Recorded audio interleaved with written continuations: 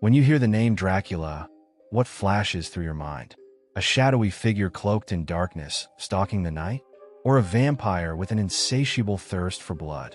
What if I told you this iconic legend was born from a real historical figure, Vlad the Impaler? Imagine a ruler so fearsome that even the mighty Ottoman Empire hesitated to cross him. A battlefield of thousands impaled on wooden stakes, their lifeless forms serving as a gruesome warning.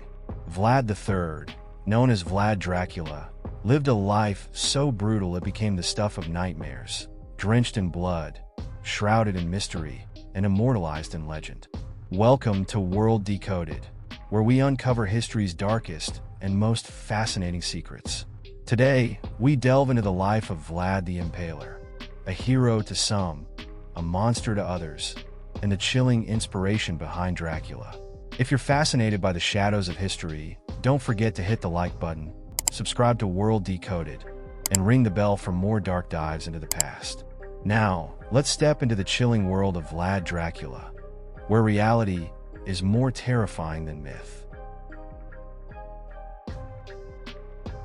Our story begins in 1431, in the picturesque town of Sighisoara, nestled in what is now Romania. Vlad III was born into a world of intrigue and danger. His father, Vlad II, was a member of the Order of the Dragon, a chivalric organization sworn to defend Christianity against the Ottoman Empire. From this order, the family name Dracul was derived, meaning dragon in medieval Romanian. As the son of Vlad Dracul, young Vlad earned the name Dracula, or son of the dragon. But Vlad's childhood was anything but idyllic.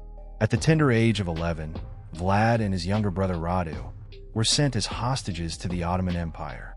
Imagine being torn from your family and plunged into enemy territory, surrounded by foreign customs and constant danger. While Vlad endured and plotted his return, his brother Radu adapted to Ottoman life, even aligning with their captors. This betrayal would plant the seeds of a lifelong rift between the brothers. Fast forward to Vlad's rise to power. He ruled Wallachia during 3 turbulent periods between 1448 and 1476, a time of endless warfare and political chaos. But Vlad wasn't just another medieval ruler. He actually had a method to his madness that earned him the nickname Teeps or the Impaler. Vlad's favorite method of execution was impalement, a gruesome and slow death that involved hoisting victims onto sharpened stakes. The stakes would often enter through one end of the body and emerge from another, prolonging the agony for hours or even days. But this wasn't just about punishment. It was actually psychological warfare. Entire forests of the impaled would greet his enemies, like a macabre billboard that screamed, "Turn back, or this will be you."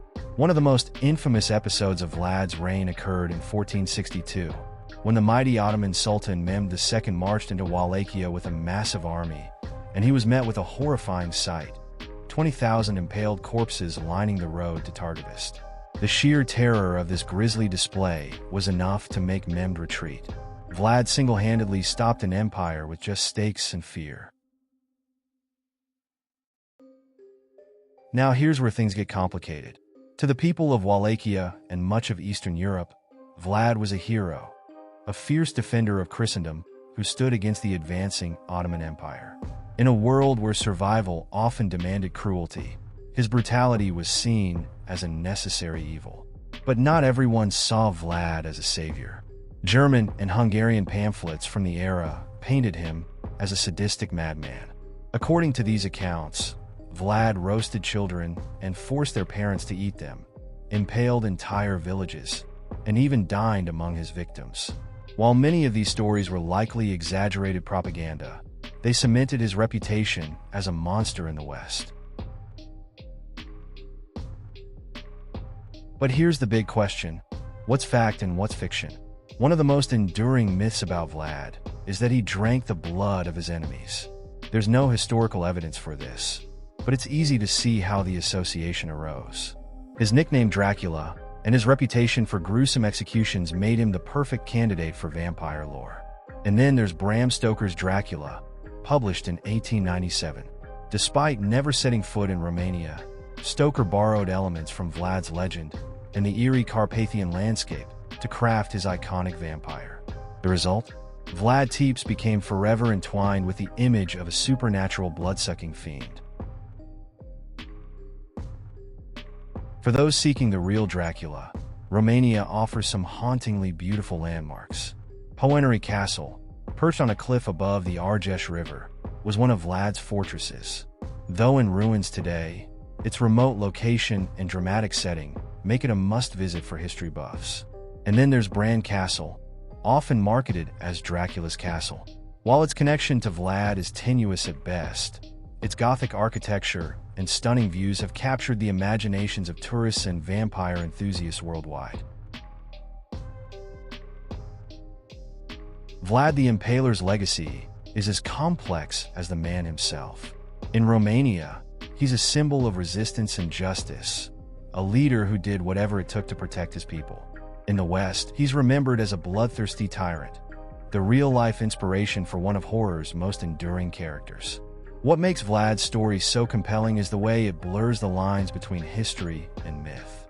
His life was a reflection of his brutal times, but his legend transcends centuries, reminding us of humanity's fascination with power, fear, and the macabre.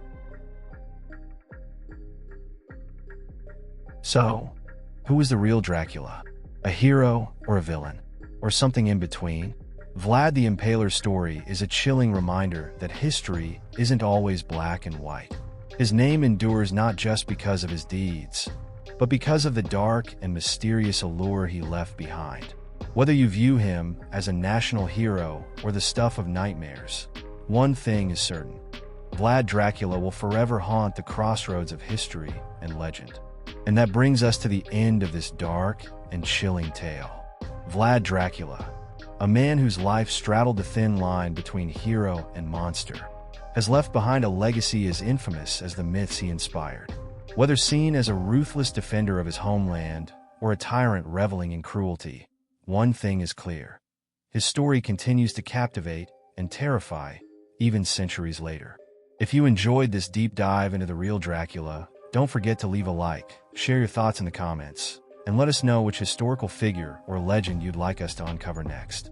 And if you haven't already, hit that subscribe button and ring the bell to join us here at World Decoded for more journeys into history's hidden corners. Thank you for watching, and until next time, stay curious, stay bold, and keep exploring the shadows of history.